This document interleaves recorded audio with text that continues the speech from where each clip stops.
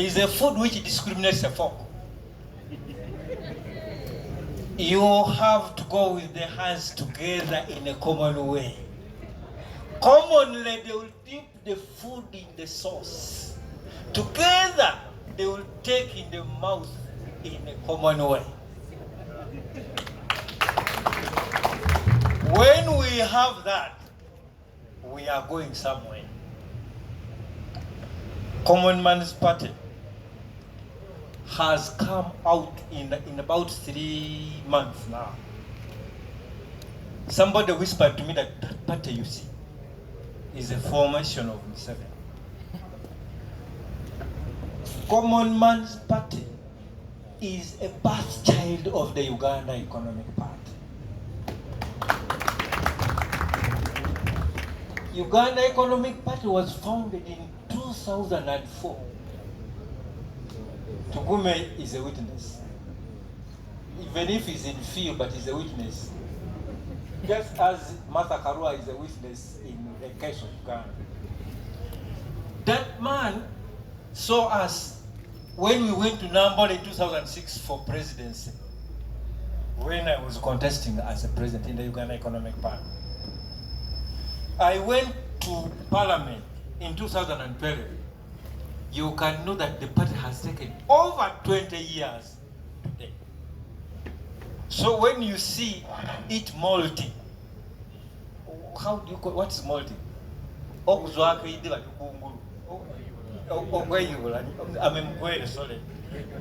Now, when you see it coming new today, it is an old object before.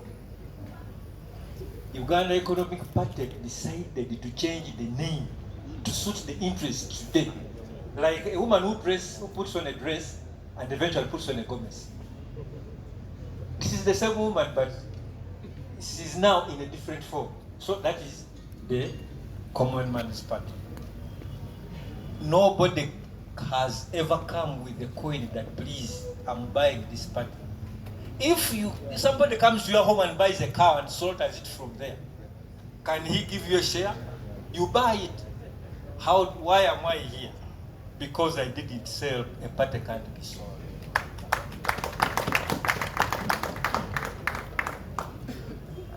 I had a lot to say, but let me reduce it. When General Tito Okello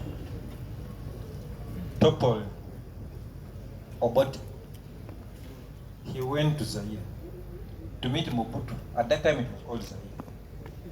Mobutu told him on arrival that when water comes from a fountain, listen to this. When water comes from a fountain, it is fast and strong. After some time, it becomes slow, as if it is stagnant, but when it is moving. That one concurs with my political friend, Mr. Mzee. He's my friend because we had a rank together as presidential candidates in 2006. He said when he came in 1986, that we are not only coming to change guns, but it is a fundamental change. Then I realized the water is now coming out of the fountain and it's fast. After some time he said, even if they sleep, vote for them as long as they are mine. Then I realized the water is now stagnant, much as it is moving. It is stagnant. The stagnant water is so dirty, so many things live in it. Treating that water is very expensive. It is because Uganda is as slow and stagnant as it is. That's why we have about 600 RDCs. They are contaminating the water.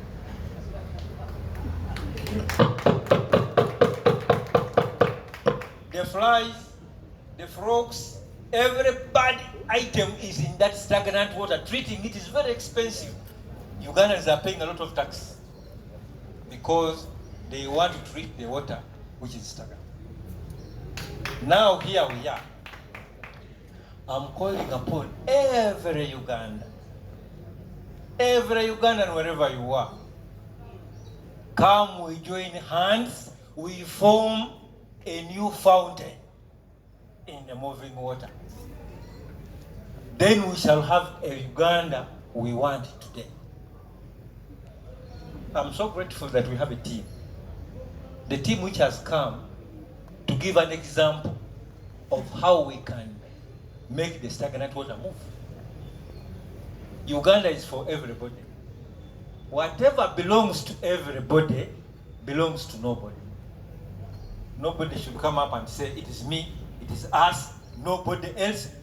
Whatever belongs to everybody belongs to nobody. Therefore, Ugandans get up together.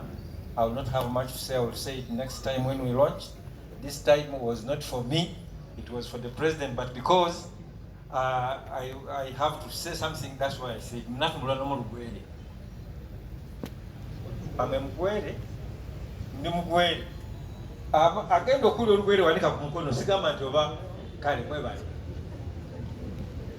Uganda yasosonasona. Ekyabonabona kuwula na nyerekyo. Era omuntu amaite nti Uganda eno ye yenka oyo abeeye kumbire kubanga ensonga ekifaanana kito tekimukwatako.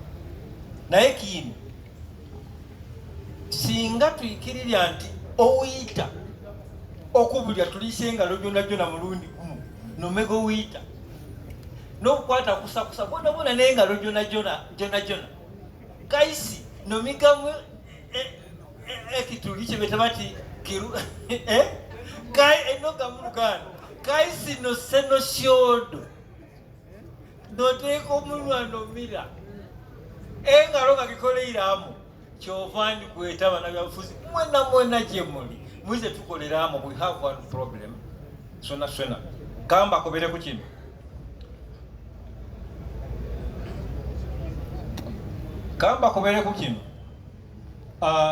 delegates conference yateme kusa abantu bona nibayikiriziganya nibankoba obe chairman kubanga otambwire ekibiina emyaka gisuuka mu 2 niwo maite obuvo n'obuddu. Secondly, nitulonda abantu bona nibagaba n'ebifo democratically era abantu beesimbira ku Munyagwa baali babiri. Naye Munyagwa nawangula ate yawangulira watona makulu nti we are all equal. Therefore, democracy efaanana ekitandikira tugiyiseemu ekiti. Era embeera efaanana etyo nsaba twabe nayo mu maiso tutegeere. Let us know that the party has not come to joke. We are concerned for the leadership of this country. Thank you very much. I wish you a good deliberation.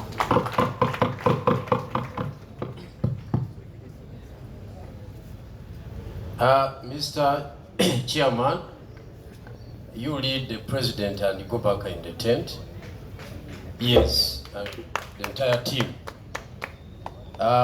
Members of the press, our invited guests, our delegates, comrades, Comrade Mutas, Comrade Tugume, and the other colleagues who are there.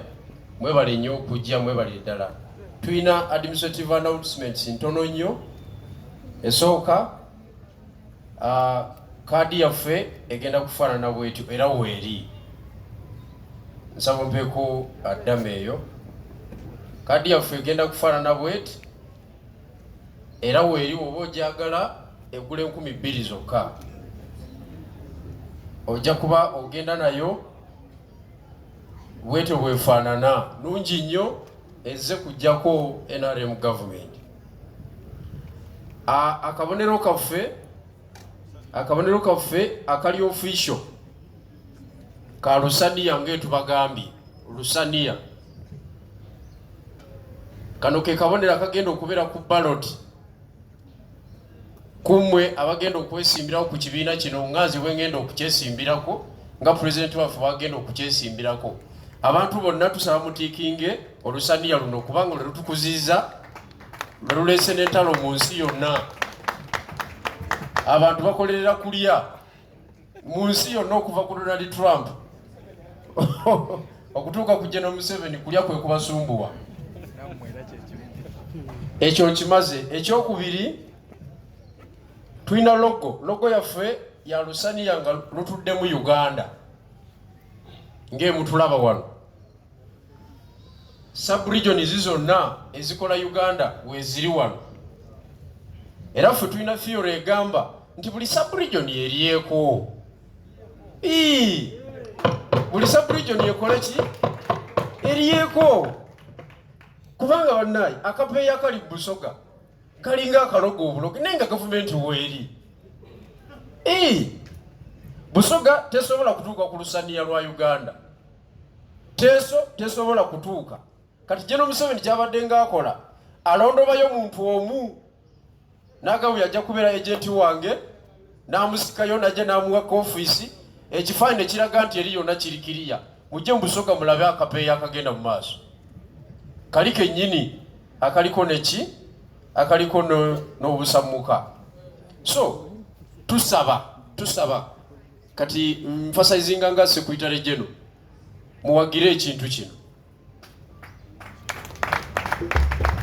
Temwebuzaabuza ekintu kino kikulembeddwa abalwanyi namige bemumanyi obulungi. General Munyagwa is a proven fighter. General Bigirwa Moses, I am a proven fighter. Mbadde mu makomera emirundi 44 wadde nga sinaweza myaka 44. Bintu bingi byenfiiriddwa olw'olutalo. Projects zonna zentandise ate zibeera z'amaanyi. Tutandise political projects nyingi nnyo ne zikwata newakubadde nga zimala ne ziyiika naye eno tegenda kuyiika kubanga ate sigini kyanzaagirina n'ezitaamu. Ekyo kikulu nnyo. N'olw'ensonga eyo mujje tutambuze ekintu kino. Tulina omusajja ono agenda kola ng'omwogezi waffe mu kiseera kino ate nga atukiikirira okuva eri. Musajja munnamateeka kanso tumwine. Musajja munnamateeka mugundivu mu kibuga wano ebitabo abisomye n'abimalayo. So abawesitana temutya nti abayayi babimaginze okuva e Busoga ne Buganda baagala tujjako. Chairperson w'akakiiko k'ebyokulonda waffe ava Kamwenge. Mzee gwe mulabye wano ng'ayogera Oluzungu professor. Yes. So Western temutya nti General Museveni bw'avaako mugenda kuviiramu awo. Kwai command kwemuli. Ku Lusaniya mugenda kutuuka tugume. Tugume jangu tulwanire Lusaniya luno. Ngamaliriza. Abantu bonna abadde bagezaako okutublackmailinga endowooza batandikidde ku tooni mbi. Kubanga ffe abamu ensonga lwaki ndi General Bigirwa Moses lwa nsonga nti ndi mulwanyi. Kizibu nnyo okuleeta olutalo kale olw'ebyobufuzi. Ye oba oleese kyakulwanyisa ki? Olaba twakubagana ne General Museveni ne tukubagana n'abasajja be nga ba General Kale Kayihura paka lwe baafuluma gavumenti ne tukubagana ne Tunyefunza n'afuluma ne tukubagana ne Nobo Mayombo yo yafa na bufi n'atulekawo ku nsi kuno. Mbabazi kati talina na moloka emuggulira kubo nange musinge efujjo ku kkubo kati temulina kye mutugamba. Temugezaako okutandikira mu kutiisatiisa kubanga tujja kwasa ebyama. Ekyo nga nkimaze tugenda bayita abakungu ab'amawulire nga tugulawo ekitebe era nga tulonkinga mu butongole. Executive yaffe eriko abantu 43. Leero tulayizaako abantu 14 as an interim government. Tugenda kubayita tujjuze ebifo byonna gavumenti ejjule. Mujje ababonaabona eyo mujje. Gavumenti ogiraba ekyaliko ebifo bingi. Olusaniya terunaba kukola ki? Kujjula mujje. Tusobole okukola ki? Abantu nga bakabye byobufuzi bya wano. Nosanga omusajja n'akugamba muganda wange Bigirwa mwe mututaase eyo mwogerako kino nakiri naye batunyigiriza nga talina bwogerero. Naye nga looya mulamba. So ekyo bwe kiri. Ekisemberayo ddala tugenda kufuna ekyemisana mu nkola yaffe yennyini gye tulonkinze olwaleero. Tugenda kuliira ku Lusaniya mutegere kye twogerako. Muve mu by'omuzannyo. Kyobulaba mbagambye mu history w'ebyobufuzi bya Uganda tewabeerangawo kabonero kakola makulu nga kano ke tugenda okuliirako. Tugenda tuula abantu 6. Piraawo asooka akole ki? Atuyitemu. n'ebiyungula by'ennyama. Amateeka agenda okufuga Olusaniya luno, tokkirizibwa kunyeenya mmeeza ebiriko bikole ki? Tokkirizibwa kunyeenya mmeeza. Ekyokubiri, tokkirizibwa kukyusa. Nga General Museveni bwazenga atukola, Olusaniya lwa Uganda alaba mu Western ebyokulya biweddeyo n'akyusa. Ab'omu Eastern tuba tunatera okutuuka n'akyusa. Enkola eyo tetugenda gikola ki? Tetugenda gikkiriza. N'olw'ensonga eyo akoze ku ffumbiro yanguwako, ndowooza high command ejja kutuula awo edemonstrating kye twogerako, this communal kind of arrangement gye twakulirako, omupunga gwo gusooke gutambule. Mwebale nnyo, mwebalire ddala abavudde okumpi n'ewala, tugenda kuddamu tubayite. Abamawulire muteekwa okukavaringa, namwe temukkirizibwa kuvaano nga temulidde ku Lusaniya. Mwebale nnyo, mwebalire ddala. CMP woye! CMP woye! CMP woye! Winning woye! Munyagwa woye! Ikya!